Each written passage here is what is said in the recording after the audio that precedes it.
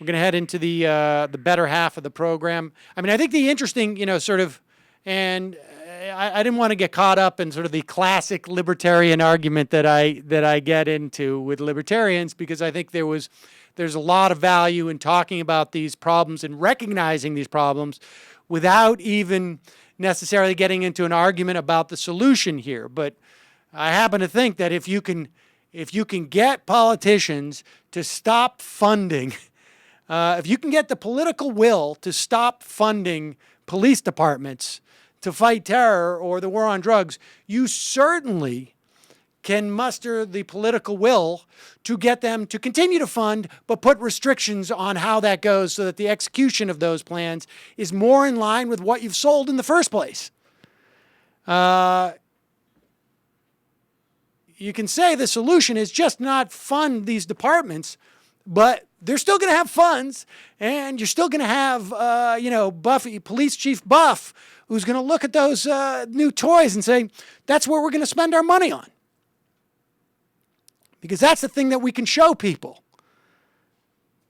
You still have your Police Chief Kesslers out there, which is not to, I don't want to paint with such a broad brush, but the point is that I think inevitably, when you charge people with a role in society like being police officers, it is human nature that they're going to tend to abuse that authority. I'm not saying all, and I'm not even saying the majority, but there's going to be a strain in there. There's going to be that constant tension. Like I say, I put on a cop uniform for a week, and I missed it for like months after that. Just walking around the street and just people come up to you, and officer, and you just say, wait 1 second. I'm talking to my partner here. You walk into a diner and they just immediately like, what can I do for you? It felt good. And I'm not saying that necessarily that cops aren't deserved of that type of respect in the community. But then the question is how do you make sure that the flip side of that, the natural propensity for human beings, particularly ones who are attracted to those positions of authority, do not abuse that authority? And I don't think it's simply a question of don't provide them federal funds. I think it's a question of placing restrictions, really explicit restrictions on how those funds are to be spent. And then I think there's also just this broader problem that we have of a war on terror and homeland security. I mean, I think that if you had some uniformity in terms of how police officers are trained that were developed on a federal level, you can make transparency that much easier. Why should there just be a transparency in Maryland, say, and not nationally? Which isn't to say that you can't use that Maryland law as the basis of a federal law.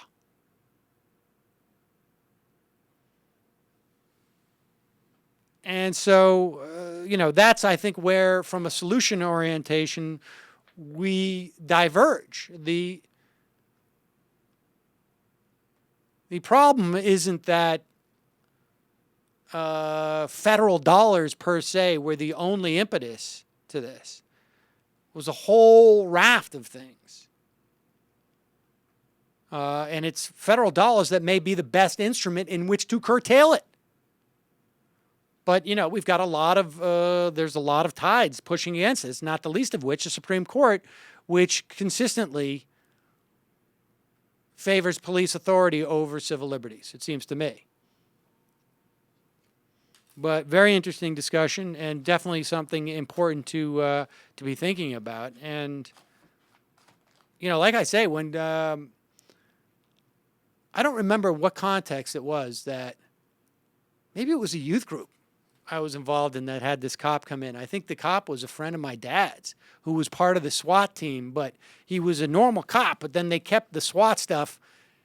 And I just remember him talking about, like, No one is allowed to go into my trunk and pull any of this stuff out. And it is criminally sanctioned. I mean, it was always just sort of like, we only go open up this box with this equipment under the most specific of circumstances. And it's quite clear that either on a federal level or a state level or a municipal level, those requirements, that bar to entry into that box full of the SWAT equipment has been lowered and lowered. And I suspect that's happened on a municipal and a state level. So maybe it's time for some broader national, federally emanating requirements and parameters for the use of this equipment. Who gets it and when?